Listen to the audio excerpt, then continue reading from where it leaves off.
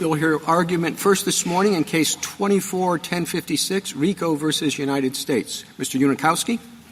Mr. Chief Justice, and may it please the Court. The question in this case is not whether, but instead how, to hold people accountable for absconding from supervised release. The text and history of the Sentencing Reform Act establish that Congress intended for revocation, not fugitive tolling, to be the means of addressing abscondment. To begin with the text, the effect of the government's position is that Ms. Rico was subject to the conditions of supervised release for a period exceeding the time specified in her judgment, and there's no textual support for that result. The government claims that Ms. Rico wasn't serving her sentence at all during the period of the abscondment, but that argument cannot be squared with the government's simultaneous contention that Ms. Rico violated the conditions of supervised release during that period, warranting an increased sentence. History supports Ms. Rico's position. Contrary to the government's contention, there is no common law tradition of fugitive tolling for parole. Instead, fugitive tolling for parole came to exist via a 1976 statute and a 1983 implementing regulation. But in the Sentencing Reform Act, Congress prospectively repealed that statute and enacted nothing in its stead for supervised release, while leaving it intact for legacy parole cases, and it remains intact today. As a result, Congress has created a two-track scheme: parole with fugitive tolling and supervised release without it. And we ask the Court to adhere to that dichotomy. I welcome the Court's questions. Well, Mr. Unikowski, the government seems to be arguing, making a simple point. How can it be considered supervised release when the absconder is not being supervised? Your Honor, I completely understand the intuitive force of the government's argument that the essence of supervised release is being supervised, and if a person absconds, they're just not serving the sentence at all, in the same way as a prison escapee isn't serving the sentence at all. But ultimately, although I understand the intuitive force of that argument at first blush, I don't think it carries the day, because the government's argument has a counterintuitive component of its own, which is that it requires believing that not only was Ms. Rico subject to the conditions of supervised release during the entire abscondment period, but she actually violated those very conditions during that period, warranting her increased sentence. So it just seems to me almost tautologically, if Ms. Rico violated the conditions of supervised release, she must have been serving the very sentence that imposed those conditions of supervised release. I do understand the intuition underlying the government's argument today that it just doesn't really make sense that a person should get credit when they've absconded. I get that. But I think that one point that really blunts the intuitive force of the government's position is that both parties agree that ultimately the absconder should be deprived of credit for the time spent absconding. The sole question between the parties today is very narrow. It's how that deprivation of credit should be effectuated. So the way we understand the Sentencing Reform Act, if a warrant issues based on the abscondment, as occurred in this case, then once the person is apprehended, even after the term expires, the person can be brought before the sentencing court, and then the judge revokes supervised release and strips the person of all credit for time served during the abscondment period. So essentially the judge, rather than stopping the clock keeps going, and then the clock is rewound back to the beginning. But is it really a credit system, Mr. Unikowski? I guess I was a little confused by the government's suggestion, even at the beginning of its brief, that what's happening in the supervised release world is that the court is depriving the individual of credit for supervised release. My understanding is that even when there's a revocation, the person is not being deemed as giving credit. In other words, when supervised release is revoked and the court sends the person back to prison and perhaps imposes another period of supervised release, they don't calculate how much supervised release they're going to give based on how much was already served. You know, you had a 3-year period, you absconded after 1, so now only 2 is available. Really, credit doesn't seem like the right framework to understand what's even happening in supervised release. I agree with what you said, Your Honor, 100%. At the revocation hearing, whatever the person has left to serve just sort of goes away, and the court imposes a whole new sentence of imprisonment and an additional period of supervised release based on the court's assessment of the defendant at that time. Of the needs, right? I mean, isn't the reason why supervised release is sort of fundamentally different than parole or probation or imprisonment is because it's not imposed for punishment. It's supposed to be about helping this person reintegrate into society, and the amount of time that is necessary to do that is evaluated based on who that person is and what they've done, but not based on how much time they've previously served in supervised release. Yes, that's correct. So the government's suggestion in its brief that because she absconded for 37 months, she has 37 months left to go, doesn't actually capture what happened in this case, because those 37 months just went away. After the new revocation hearing, the judge imposed whatever sentence the judge felt was appropriate. The effect of the question presented in this case actually is to consider the time spent during abscondment as still subject to the conditions of supervised release, which allowed the government to argue that a crime committed during that period, but after the term expired, was a violation of supervised release, resulting in a heightened guidelines range. Mr. Unikowski, you said that the problem here results from the Sentencing Reform Act. But I wonder, and I may be misunderstanding things, so you'll correct me. If the problem here is not entirely one created by the sentencing guidelines, suppose the sentencing guidelines were not in the picture. So your client absconds, therefore she's violated the terms of supervised release. Therefore, her supervised release is revoked. Then the judge has to decide what to do: send her back to prison, impose an additional term of supervised release. The statute sets out the factors that are relevant to that consideration. We went through those factors last term, and it doesn't seem to me that what she did after the expiration of the 37 months is any less relevant to those determinations than what she did before the expiration of the 37 months. So that becomes important. The 37-month point becomes important only because the guidelines assign a grade to the nature of the offenses that occurred. Am I right in all this? Yes, I agree with everything you said, Your Honor. So we believe that the sentencing court does have the authority to consider the crime she committed after that time expired as part of the discretionary decision as to what sentence she should get after the resentencing. So I don't disagree with anything that Your Honor has said. So the only thing that's really at stake here is whether the court will consider whether to depart upward from the range that results from the grade of the violations that occurred before the 37 months, or considers whether to depart downward from the grade that would apply if the post 37 months violations were occurred, right? And the court, all the court has to do is to give respectful consideration to those guidelines. That's really all that's involved here. Am I right? On the facts of this case, yes. There are other cases in which fugitive tolling matters for other reasons, but on the facts of this case, you have accurately characterized the dispute between the parties. I'm sorry. Go ahead and finish. No. You done? Yes. All right. The government worries that, okay, there is tolling if you get a warrant within the period that's still before the clock runs, before the 37 months is out. You effectively get tolling under I. But they worry that there are going to be some cases where, as a practical matter, they can't get a warrant in time and the period will expire. Do you have any thoughts or reactions to that? Yes, I understand that there is a concern that it may be that a violation occurs at the very end of the term and it goes undetected and the warrant doesn't issue in time. But I think fugitive tolling is both too broad and too narrow a solution to the problem that you've identified.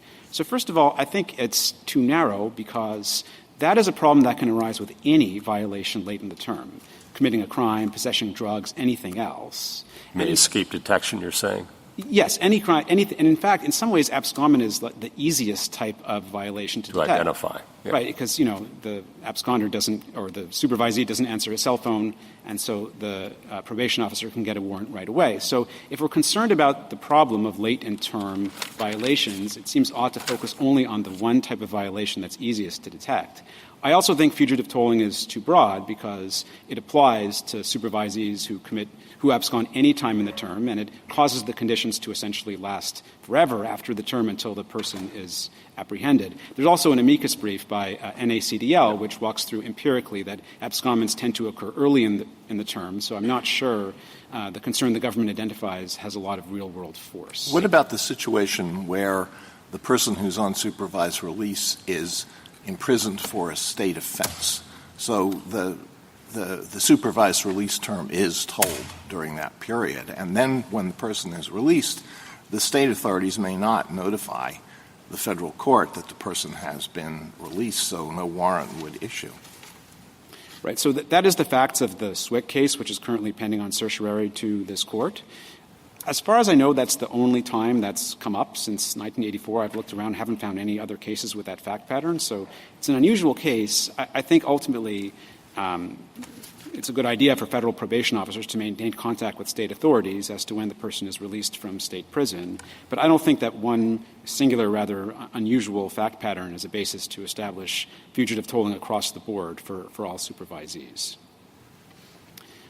I'd like to make a point, if I may, about another reason that I think – I'm sorry. In the end, it really doesn't matter. If they commit a new crime, they're subject to arrest and prosecution for that new crime, correct? Yes. In this very case, Ms. Rico was convicted of a drug offense in state court and was sentenced to prison time. So she was held accountable for that action. And as Justice Alito stated, that can also be considered as part of the discretionary revocation sentencing. It's only a very narrow question of whether that offense increases her guidelines range. Mr. Unikowski, it seems that part of the dispute here between you and the government has to do with what it means to be on a term of supervised release, where you say it means being subject to a certain set of conditions. And the government says, well, it means that, but it also means something else. It means that you're being supervised, that you're being monitored in some way, which does not happen when the person has absconded. So what do you think of that the idea of supervised release contemplates a level of supervision above and beyond the particular conditions of the term? I respectfully disagree with the government's argument on that score because I think it improperly decouples the burdens imposed by the sentence with how to determine whether the person is serving the sentence. Ordinarily, those two are flip sides of the same coin. Like the government talks about the prison case, so the burden imposed by the sentence is you have to be in prison, and you determine if the person's satisfying the sentence by checking if the person has been in prison. But in this case, the burdens imposed by the sentence are the conditions in the judgment. But the government contends that when determined if one satisfies the sentence based on this concept of supervision, which doesn't correspond to any particular supervised release condition. And because of that decoupling, you have the unusual fact pattern in this case where the government contends that Ms. Rico violated the conditions of supervised release while not serving that sentence. I think the court should follow the ordinary practice of saying that one determines if one is serving the sentence by looking at the binding effect of the sentence. I would like to also talk about some additional statutory clues that I think militate in Ms. Rico's favor. First, I think it's a relevant fact that there's no statutory definition of abscondment.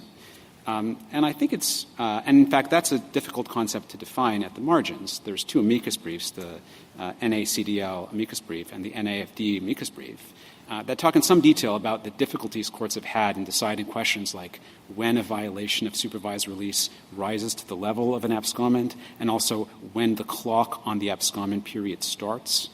And it does seem unlikely from our perspective that Congress would have intended the very basic question of when a supervised release term ends to be governed by this nebulous and non-statutory abscondment standard, with judges essentially figuring out the answer to these questions on the fly without any statutory anchor. It just seems more likely from our perspective that Congress intended the regime to operate this way.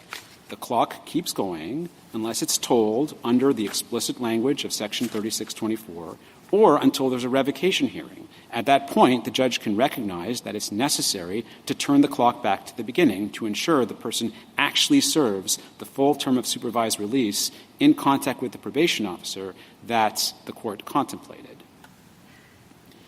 I'd like to say a few words about history as well. I think the historical evidence is quite strongly in our favor. The government makes the point that there is a strong historical tradition that when someone escapes from prison, that stops the clock on their sentence, and then the clock resumes when they are returned to prison. I think that makes sense. 20 years in prison, you have to actually be 20 years physically in prison. But I think that the historical evidence really runs the other way in terms of fugitive tolling. The federal parole statute was first enacted in 1910, and then parole was abolished prospectively in 1984. And neither we nor the government can come up with any cases ever in which the government's fugitive tolling rule was applied.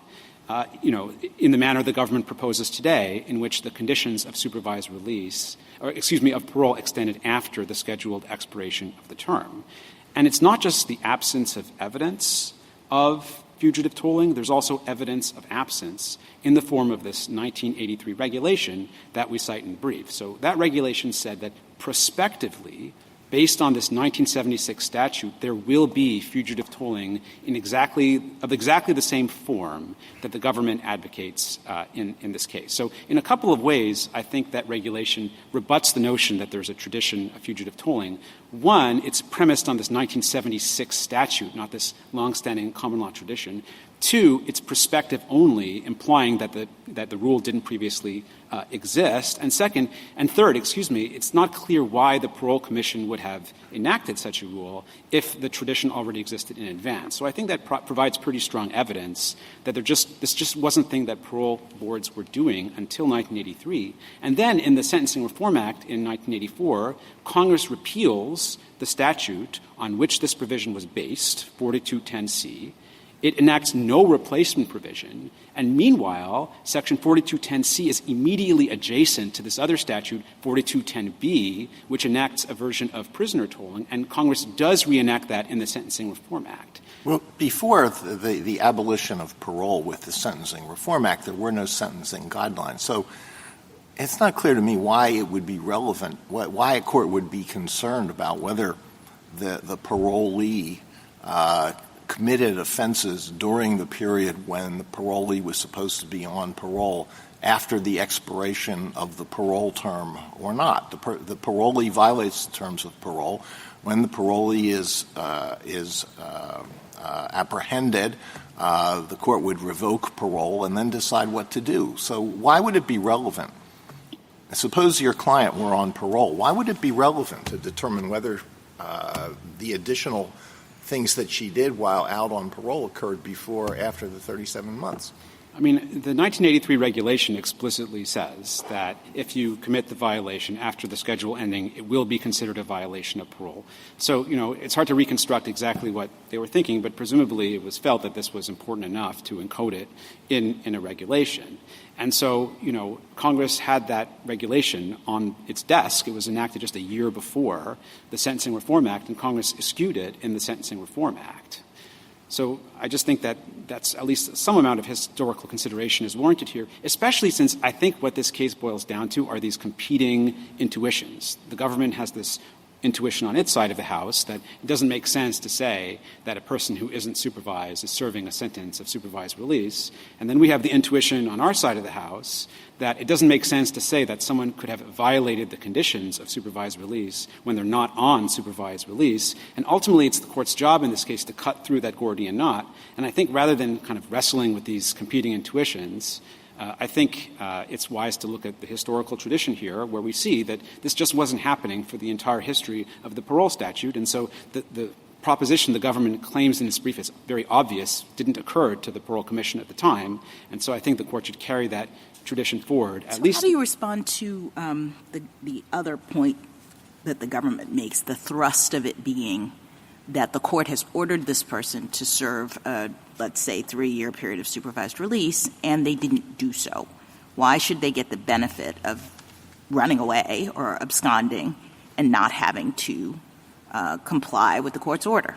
Well, in some way they just shouldn't, because at the revocation hearing, the judge is empowered to rewind the clock and require the person to start all over again. So we think there's an alignment between how abscondment is handled and other types of violations. You mean that you envision Congress saying for the absconder, the revocation remedy is what we are imposing here. That's exactly right, and that's how it works with other types of violations. Like, it's true that part of the essence of supervised release is supervision, but part of the essence of supervised release is also complying with the law. And yet, if a person is in a conspiracy, say for 1 year during the supervised release period, that's obviously plainly contrary to the spirit and the letter of supervised release, but the government does not claim that that stops the clock for the year. Instead, what happens is a warrant issues, the person comes to the sentencing court, and then supervised release is revoked, the person goes back to federal prison, and then back on supervised release. And so effectively the person is stripped of credit for that year, but it's done through the mechanism of revocation. And all we're saying in this case is that the same thing should happen to abscondment, which after all is just a different type of violation of the conditions of supervised release. Counsel, that earlier case, Swift, I think you said was the name? Yes, Swick from the Fifth Circuit. I haven't read it, so I don't know anything about it. But it's not an issue of keeping in touch with the state authorities. The warrant of absconding should have been issued a warrant should have issued the moment they learned of the state law conviction, correct? Yes, so that case involved a very idiosyncratic fact pattern of a person who served a federal prison sentence and then served a state prison sentence for many years and then was released and actually did report to his state probation officer. And apparently he didn't realize, and the federal government didn't realize, that he also had to simultaneously start this term a federal supervised release. And apparently no one from the federal... Oh, that really is idiosyncratic. Okay. So there haven't, that is just an unusual case. It happens to be pending on certiorari right now, but we haven't found any cases like that since 1984 other than this one. So, and the government cites other exotic fact patterns where a warrant wouldn't issue during the term, such as if there's an administrative error in obtaining the abscondment warrant. And yes, theoretically that could happen, but, it doesn't happen very often. And in the ordinary case like this one, it's perfectly appropriate for the probation officer to get a warrant. In that Swift case, you have to deal with the language of the statute, which requires a warrant to have issued before the expiration of the date. Exactly. But in this case, a warrant did issue based on her abscondment. And so we agree the sentencing court absolutely had the jurisdiction after the expiration. Right. Thank you, counsel. But, okay, yes, Your Honor. So let me just make one other point about the structure of the statute that I think supports our position. That's rooted in Section 3583I, the tolling provision we just talked about. So that's not only about abscondment, but abscondment is one common scenario in which that statute would arise, because the statute says that if a warrant issues during the term, then the sentencing court retains jurisdiction after the expiration of the term to revoke supervised release. So ordinarily, you wouldn't have the situation where the warrant issues during the term, but the hearing happens after the term because the probation officer knows where the supervisee lives. So, the warrant can be executed very swiftly. But one situation in which it couldn't be executed swiftly is when the person has absconded. So the warrant issues during the term, but they can't find the person until after the term expires. And yet, even in that context, the way that Section 3583I is set up is it assumes that the term is going to end, and then after the expiration of the term, there will be this revocation hearing that rewinds the clock to the beginning. And I do think that's inconsistent with how the government is looking at things, which is that the term never ends once the abscondment occurs. And so, that's just an additional piece of structural support in the statute that I do think militates in favor of our position. If there's no further questions, I'm... Justice Thomas, any further? Justice Sotomayor? Justice Kavanaugh? Jackson? We're done? Okay. Thank you, counsel. Thank you. Mr. Handel? Mr. Chief Justice, and may it please the Court. A supervisee is not discharging her term of supervised release while she is absconding from supervision. That common-sense intuition is consistent with the modern statutory text, with this Court's precedents interpreting it, and with the uniform decisional law preceding it. The supervised release statutes require that a supervisee shall be supervised by a probation officer following her release from confinement, and they detail how that active and ongoing supervision must proceed.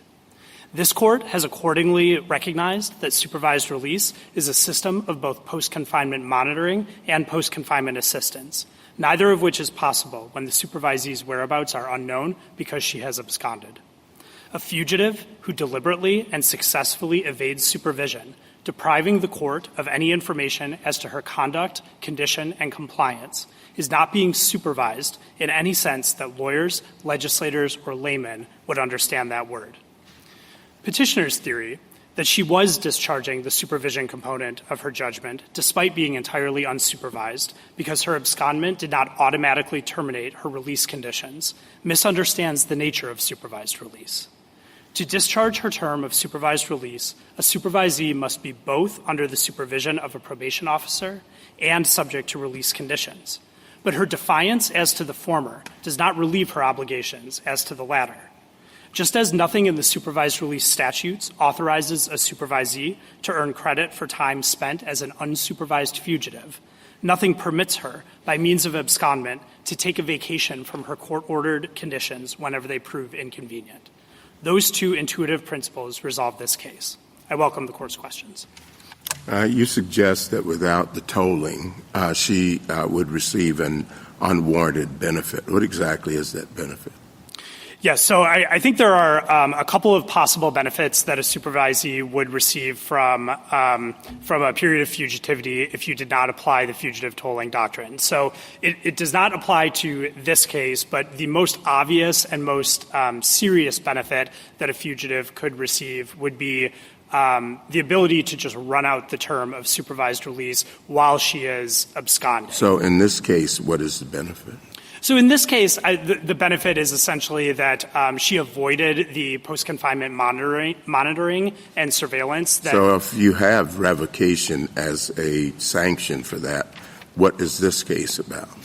Right. So this case, as I believe Justice Alito pointed out, this case really boils down to just a disagreement about the sentencing guidelines. And candidly, especially given petitioner's concession that the court at the revocation hearing can consider the full range of conduct post-dating the abscondment, we don't think that in the real world this is going to shake out to that much of a difference when it comes to the actual revocation sanction. And I think we said as – oh, I'm sorry. In the real world, yes, there is no benefit unless she runs out the clock before the government gets a warrant, I think. Is that right? I think that is the situation that we are mostly concerned about. Okay. Yes. And if that's the situation you're concerned about, it seems to me that it's a very unlikely scenario to arise except for, as Mr. Unikowski says, if the violation occurs at the very end of the supervised release period, it might escape detection. And similarly, though, that's true with anything a supervised release individual might do, any crime he or she might commit might escape detection at the end of that period. So respectfully, Justice Gorsuch, I disagree about the likelihood of the 3583I mechanism failing. So I think, as has been discussed, we have the Swick case out of the Fifth Circuit where a defendant was serving a state term of imprisonment and then did not report to her federal probation officer as she was directed. There's the Crane case out of the Ninth Circuit where a supervisee was in a residential treatment program, left early, and that was not reported to the probation officer. But it's also possible a probation officer will miss other crimes at the very end of a period, too, right? Absolutely. These were not right at the end of the period, though. I mean, this is, there are several Well, if the government has a problem getting warrants, maybe the government ought to go to Congress and ask for I to be amended, as it already has once. Thoughts? Well, Your Honor, I know that the government occasionally comes in here and pleads like resource constraints and administrability That's concerns. what this one sounds like to me. Well, let me just say, with all respect, this process is completely between the probation office and the supervisee. The government does not get involved in the adjudication stage. Hold on. The probation officer isn't a government employee? The probation officer is a member of the judicial branch. I understand that, so but you're pleading constraints for the government in whatever form it may be. And Sure. I appreciate those constraints. But the government's always been able to go to Congress, and in fact did, to amend I once already. Congress has proven pretty solicitous in this area. And the alternative is for us to create a fugitive tolling doctrine pretty whole cloth. And there appear to be at least two circuit splits. One about what is required to abscond. Is it just not showing up, or is it actually being completely unavailable for supervision? Another circuit split over what it means to be an absconder? Does it start when the status arises? Does it start later? And so we're going to have to come up with a whole common law doctrine here to supplement what I already says. Thoughts about that? Well, Justice Gorsuch, I disagree on the circuit case law on what constitutes abscondment. I think that the courts of appeals that have adopted I thought the Ninth Circuit said it's merely failing to appear, and the Fourth Circuit says you have to act in a way that precludes the government from supervising. So I think 20 years ago, the Ninth Circuit had one case that said that it could be any failure to appear or like anything that violated a release condition. Since then, they have clarified in Ignacio Juarez that it is actually a pattern of conduct that prevents supervision, that precludes supervision. And I think that is fully consistent with what the Fifth Circuit said in Swick and the Fourth Circuit said in Thompson. That's one court's view. I think the point that Justice Gorsuch is making is that we would have to decide, as a matter of common law, which of those approaches is right. Well, Justice Sotomayor, the only point that I'm making is that I believe there is actually a consensus on what constitutes abscondment in the courts of appeals that have adopted our view of how this statutory scheme works. Statutorily, supervised release can't go on for more than 5 years. Under your theory of this case, you're saying supervised release in part continues during the time of abscondment because they're subject to the terms of that they've violated, and yet it doesn't run out. Isn't that us by common law extending a period of punishment? No, Your Honor. Our view. Tell me how not. Well, meaning, if during the 5 years you violate those terms, you're still under supervised release terms. If you violate them, you're claiming that violation subjects you to a new warrant.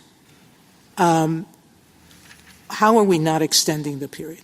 So, Justice Sotomayor, a term of supervised release requires that the supervisee is both subject to It actually does. In fact, it doesn't. The way the statute is written, it's up to the sentencing judge on whether actual supervision by the probation department is necessary. I grant you that I think in virtually all cases, most judges require it, but it's not legally required. Well, Your Honor, I think if we read supervision out of supervised release, that essentially renders 18 U.S.C. 3601 and 3603 a nullity. But then what happens to the defendant who is reporting every week, doing what he or she is supposed to do in terms of reporting to the agent, but is out there running a criminal enterprise every single day? That person, in my judgment, is not being adequately supervised. That person is violating the essence of the supervision, and yet you would claim he hasn't absconded. Yes, that person is certainly violating his release conditions, and I want to be very clear that we do not view. But that person could be not evading the entire spirit of supervised release, but that doesn't subject them to an extended period of supervised release, does it? Well, I think the distinction there is that if that person is actually being supervised, if their whereabouts are known to their probation officer, if they are checking in with their probation officer as required by the terms of their supervision, then their violative conduct is much likelier to actually be detected and to result in a revocation hearing and a new sanction. The reality is that it rarely is. I don't know. I mean, failing to show up is a pretty obvious way to detect a violation, it seems to me. More so than a lot of other criminal enterprises that might be going on. Well, I dutifully show up, but I'm running a, Murder and Mayhem Inc. over here. And you just don't find it. That's hard to find. You got to go find that. If somebody doesn't show up, I notice. Yes, I mean, I agree with that, Justice Gorsuch, but I think that, not showing up to a meeting is going to get you maybe a grade C violation at the most. It probably in most instances will not even be reported to the district court. If you are out there running Murder Mayhem Inc. or something like that, I mean, that is obviously much more serious, egregious misconduct that we think if you are actually checking in with your probation officer. If your probation officer knows where you live and where you work and is able to conduct warrantless searches, as is, one of the standard conditions of supervised release, that is much likelier for the probation officer to actually detect that misconduct, report it to the district court, and for that to result in the revocation. Counsel, you say when she absconds, Ms. Rico, supervision term doesn't run, but she's still subject to the requirements and can violate requirements such as that she has to report. Now, why isn't that just like a prisoner who escapes, and you would say, okay, he's going to not get the prison sentence time during that period, but he also violated the rule about prison inmates can only wear a particular type of clothing. It seems to me that is sort of a double counting. Well, I don't think so, Mr. Chief Justice. I mean, I would point out that when prisoners escape, whether it's from, a physical BOP institution or from one of these other forms of confinement that BOP has developed, like home confinement, furlough, halfway house, something like that, they can be, obviously, at the moment of their escape, the clock stops on service of their term, and they will have to fulfill the undischarged portion of the term when they are recaptured. But they can also face institutional consequences for the behavior that they engage in when they are on escape status. But I think not for the same reason. I mean, I think both Justice Sotomayor and the Chief might be pointing out that what you are suggesting is not really a tolling rule, because the traditional tolling is that the clock stops with respect to the obligation when you run away, and it picks up again when you're found again. And what happens in between, you can't be held liable for under that same framework because the clock has stopped. So it seems to me that what you're actually asking for is an extension rule, one that allows for the obligations to occur throughout the whole period. When you're away, when you've absconded, you say she's still held to account for what happens in the context of supervised release. So that means those conditions are extending, not told, right? So respectfully, Justice Jackson, I disagree with that characterization of it as an extension rule. I think that tolling in every circumstance is about stopping the clock, but tolling has never guaranteed but you're not asking for stopping the clock. That's my point. You're saying the clock is still going because that's what allows you to hold her accountable for the things that happen during the period when she's away. We're saying that the clock stops on service of the term, on discharging the term of supervised release. But tolling has never meant an immediate cessation of any attendant disabilities or restrictions that run with the sentence, right? I mean, this is true. One big difference is that, you're a fugitive prisoner from BOP on the lam. He might commit a crime, and if he commits a crime, he's going to get a jury and a trial.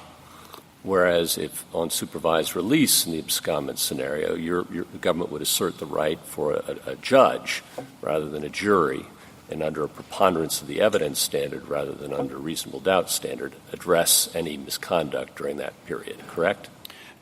Not quite, Justice Gorsuch. So I think, obviously you are correct that anytime someone commits a new crime, if they are going to be tried for that crime, they get a jury and, all of the attendant protections of the Sixth and Seventh Amendments. But I think with the example of the BOP prisoner who's out on the lam, to the extent we are applying BOP institutional consequences for the behavior that's separate. I think the point is that's separate from the tolling rule that we apply to prisoners who are on the lam. That's separate. Well, I think we view it as, there is the tolling. Inherent in the supervised release power that you say continues but doesn't continue. I think it's the same thing. I think we are tolling the service of the term, but there still may be additional consequences that attach for the behavior that occurs during that abscondment period. And I'm sorry, Justice Alito.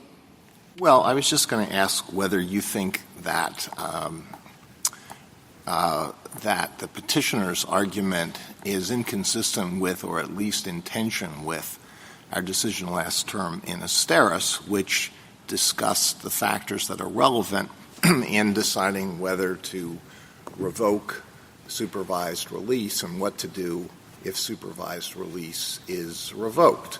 Now, I recognize the factors are discretionary, but still the petitioner's argument is that what occurred after the 37 months is off the table.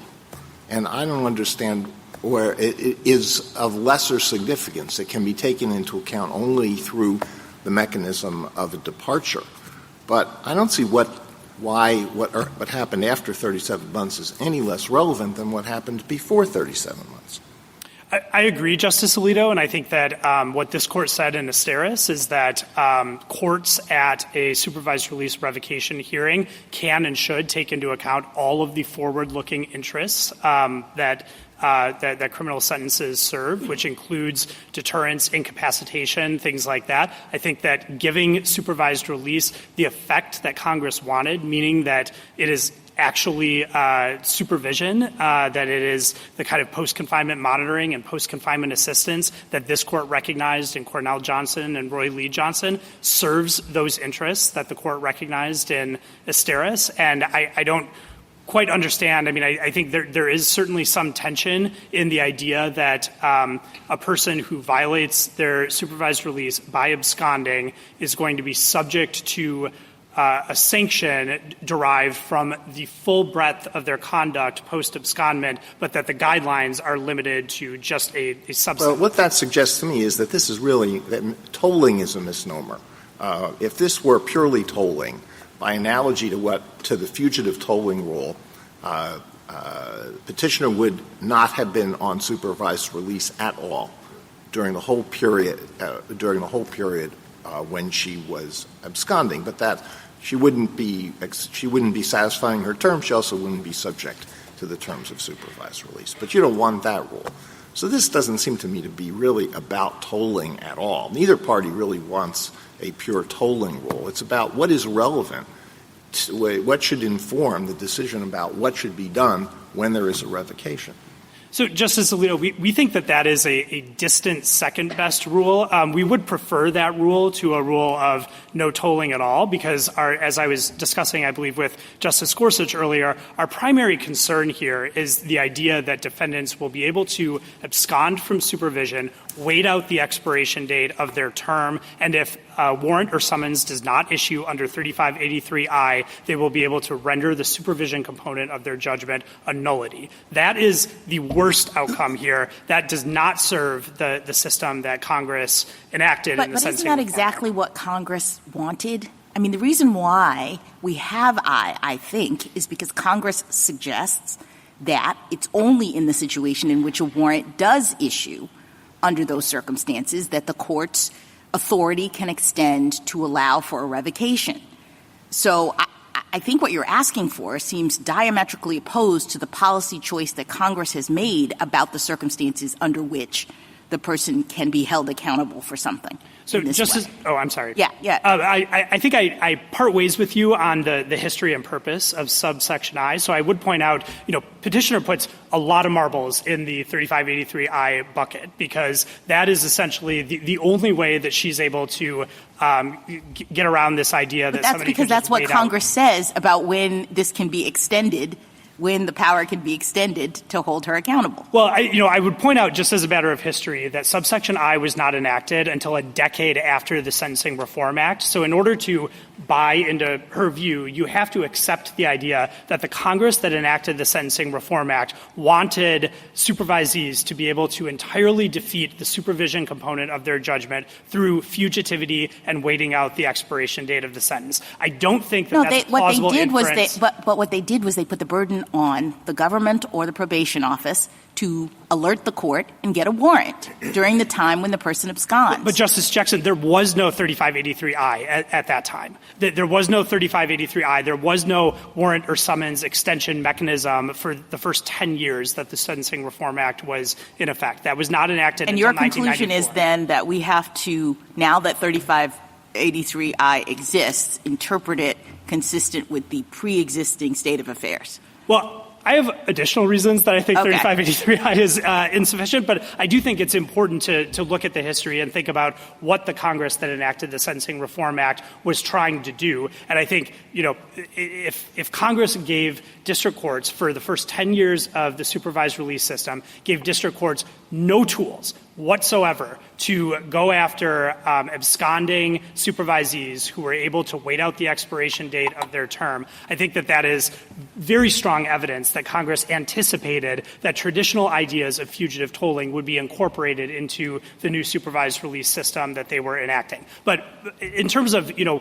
what I think 3583I was going after, I mean, as I think Petitioner acknowledged on page 6 of her opening brief, and as the Second Circuit recognized in the Janvier case, this was really about a very narrow subset of late-breaking violations where there was not time left on the clock for the district court to conduct the revocation hearing required by Rule 32.1.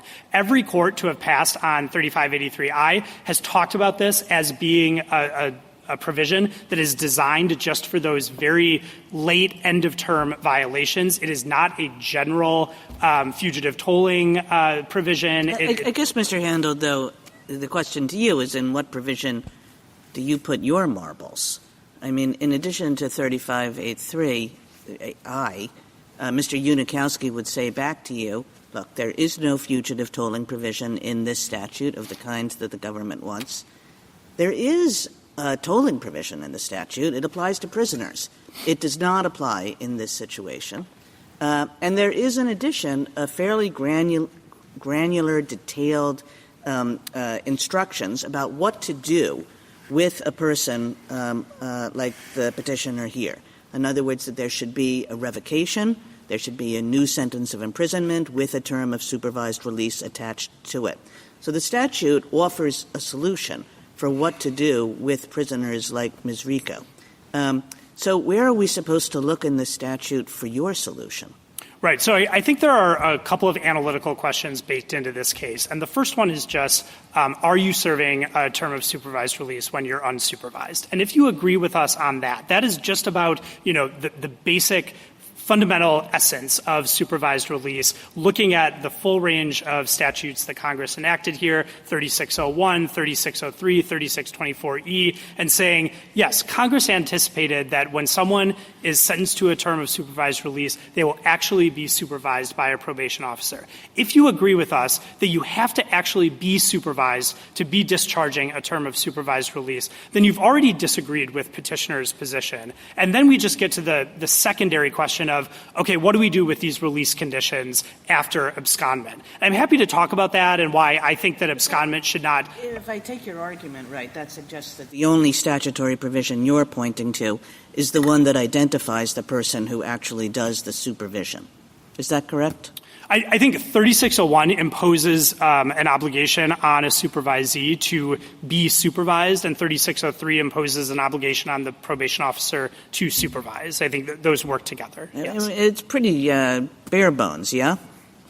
Respectfully, I disagree with that characterization, Justice Kagan. And, I think I will acknowledge that there is not an explicit fugitive tolling provision in the Sentencing Reform Act or any of the amendments akin to the carceral tolling Nor provision. Is there a lot of detail about what the supervision looks like. So to the extent that you're putting all your marbles in this idea of supervision, the statute basically says go get supervised.